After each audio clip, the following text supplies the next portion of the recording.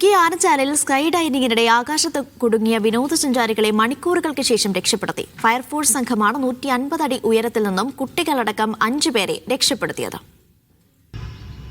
മംഗലാപുരം സ്വദേശി മുഹമ്മദ് സഫ്വാനും ഭാര്യയും 2 മക്കളും സ്കൈ ഡൈനിങ് സ്ഥാപനത്തിലെ ജീവനക്കാരി ഹരിപ്രിയയുമാണ് ഉയരത്തിൽ കുടുങ്ങിയത്. മണിക്കൂറുകളോളം ആകാശത്ത് പെട്ടുപോയവർക്ക് താങ്ങായത് ഫയർഫോഴ്സ് സംഘം.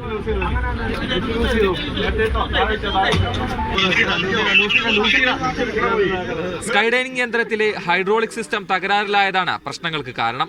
മുകളിലേക്ക് ഉയർത്തിയ സഞ്ചാരികൾക്ക് താഴേക്ക് ഇറങ്ങാനായില്ല. ഇതോടെയാണ് ഫയർഫോഴ്സിനെ വിളിച്ചത്.